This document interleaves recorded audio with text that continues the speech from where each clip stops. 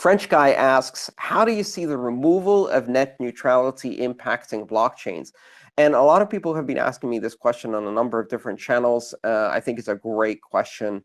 I think the removal of net neutrality will have quite an impact, especially on broadband connections in the United States. The problem we have is because the local loop, the last mile, is bundled with telecom providers.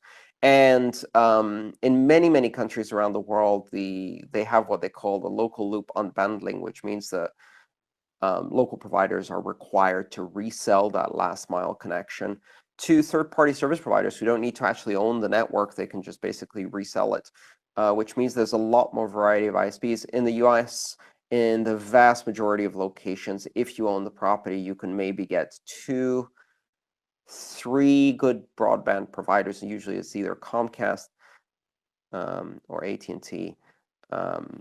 In many cases in the United States, you can only get one provider that gives you any level of bandwidth. And if you go to DSL, looking at 1.5 to 3 megs, so that's not very good. So net neutrality is a big issue because there isn't enough competition. This isn't a free market by any stretch of the imagination. This is an entirely controlled, license-based monopoly cartel market that has had very little competition since at&t was broken up in the 70s, and since then has centralized and centralized and centralized. These providers are not operating in a free market, and the idea that we can suddenly introduce a free market ex post facto in the protocol layer and then hope that everything works out is ludicrous, because the rest of the market is completely centralized and controlled.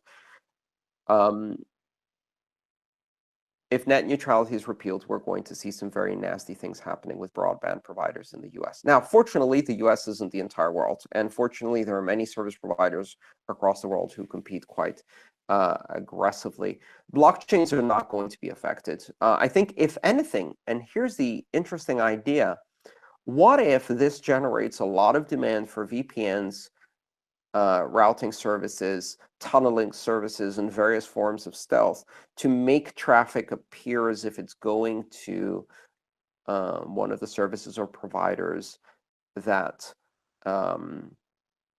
your service provider allows. Like if they put a cap or bandwidth throttle your favorite site, maybe you start routing a hell of a lot of traffic over Facebook Messenger because that's the only service you can get to.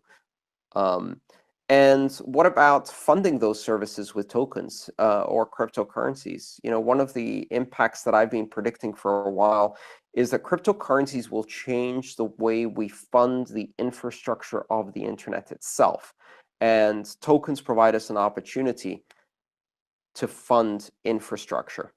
So how does the removal of net neutrality impact blockchains?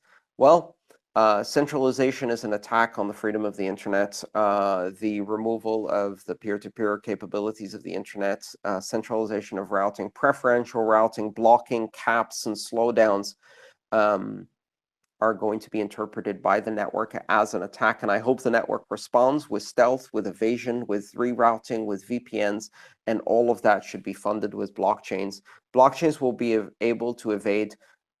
Services are global. We already have seen the launch of satellite services, not the satellites themselves, they were already there, but the use of commercial satellite bandwidth in order to propagate blocks and transactions. It's too late to stop this thing.